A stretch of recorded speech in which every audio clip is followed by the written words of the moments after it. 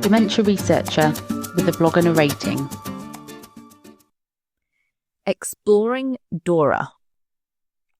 I've got to the stage where I am now not imparting advice. I'm just telling you what I'm doing and hoping you'll find it useful.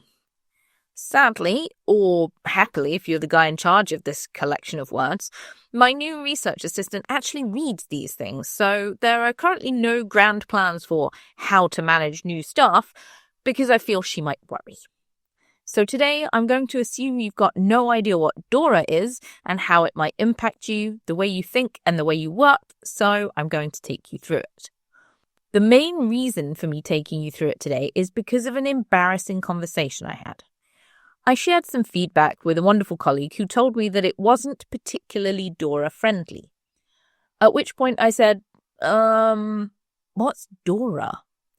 This resulted in many messages with multiple question marks, asking how and why I had managed to get to this stage of my career without knowing what DORA was, followed by some very helpful links and explanations, which I will now distill for you good people.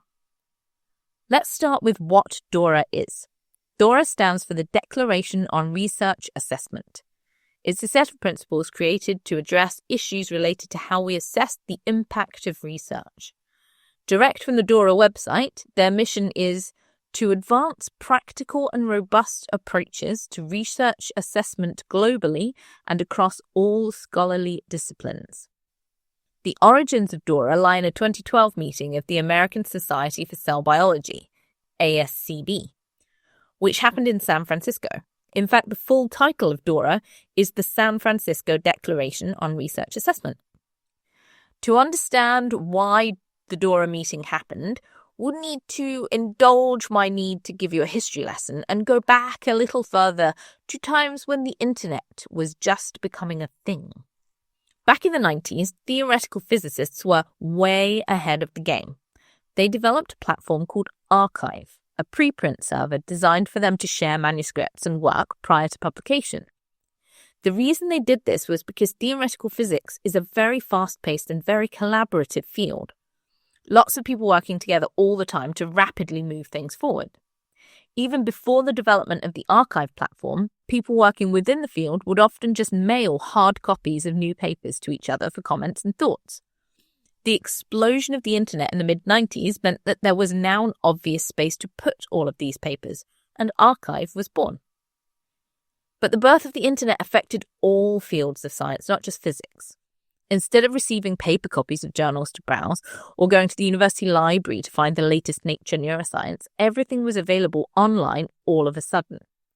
The computational revolution had made not only disseminating papers easier, but writing them was also easier. No more ruler and graph paper figures, no more mailing things to your collaborator in the States and waiting 2 weeks for a reply. This led to a boom in publications around the late 90s, which then precipitated the change in attitudes towards publication. In the early 2000s, there was a general feeling that public-funded enterprises should not be benefiting private companies. And the majority of research is publicly funded, so researchers began to object to it being behind paywalls and not accessible to the people who funded the research. The paywalls were also severely impacting libraries, with subscriptions to journals increasing rapidly and the number of journals available also increasing. Costs to libraries were becoming untenable. One of the first reactionaries to this crisis was SPARC, the Scholarly Publishing and Academic Resources Coalition, which was formed by the Association of Research Libraries in America. SPARC is primarily a policy group, which pushed for an open access publishing model. SPARC was shortly followed by some of the first fully open access journals. PLOS, the Public Library of Science, was one of the first fully open access journals developed specifically for the purposes of disseminating science to the public. The original drive behind PLOS was a petition by Harold Varmus, Patrick Brown, and Michael Eisen in 2000, which asked signatories to not submit their papers to journals that did not make the data freely available to the public soon after publication. The petition got many thousands of signatures, but many of them failed to act on their promise. We'll come back to this attitude later. So Varmus, Brown, and Eisen started PLOS. But while open access expanded who could read research, it didn't really change how research quality was evaluated. Academic hiring, promotion, and funding decisions still leaned heavily on journal prestige and the journal impact factor as shortcuts for assessing quality. In fact, early open access journals like PLOS ONE were, and still sometimes are, viewed as lower status. As the number of researchers rose in the 2000s and competition intensified, the overemphasis on metrics and judging quality began to warp research culture. Prestige and power went to safe strategic publishing in CNS journals, Cell, Nature, Science, over novel, left field, or interdisciplinary work, the latter of which might be groundbreaking but was less widely understood and so less likely to make it big. By the early 2010s, researchers had had enough, particularly early career scientists, which is what led to the original DORA meeting. Now, here is where I became the queen of the cold email.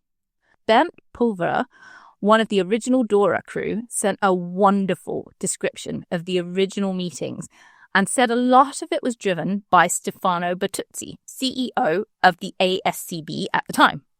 He said it started very impromptu, a discussion in a side room, as these things often do. Then it escalated, and a group of around 12 of them met regularly to try and figure out what could be done. Because, Stefano said, according to Ben, that we have to make people understand that it is tacky and stupid to use journal impact factors. Wonderful. They apparently brought in Thomson Reuters to the next big meeting, who turned up with 6 people, including statisticians, and refused to back down. But after many years of back and forth since, DORA has emerged. There were some recommendations in the original DORA which were aimed at different groups. They're actually not that long, so feel free to go and eyeball them yourself. Basically, they say that qualitative metrics and things other than journal impact factor should be used to judge quality. You can see from this idea how more recent advances, like the use of the narrative CV, have come about. But here is where we hit a snag with DORA. And it's the snag I mentioned above, which I said we'd come back to. Everyone signs up to it and says, yes, that sounds like a great plan. I'll definitely do it. And then they look at your publication record and go, that's not very good, is it? Or they ask you where you generally publish and you tell them it shouldn't matter, but that your last paper was wherever it went. And they grimace and thumb the ceiling, indicating you should be aiming higher. Even I am guilty of doing this. I have a paper under review at the moment in a journal I like publishing in. I like it because it's field relevant and I like the work they share. But my first instinct when I submitted my paper was, the impact factor of this has gone up. I don't think I have a hope of getting in here with this quite small and not particularly interesting paper. This stuff is just ground in and it's really hard to wash out. And with new PIs especially, where they're trying to prove themselves, they feel like making a Nature paper or a Cell paper is the only way. They have no examples from above them of nice, kind people who publish regularly in all kinds of different journals. They have successful PIs who got 3 Nature papers in a row and now bank millions because of it. So they feel that's what they have to do too. From a publications point of view, in theory, we can all work together and think about how we evaluate outputs and teach the next generation of scientists. But from a hiring point of view, the DORA guidelines now make things extremely challenging. Don't get me wrong, I am totally pro-DORA. I think it's a great idea.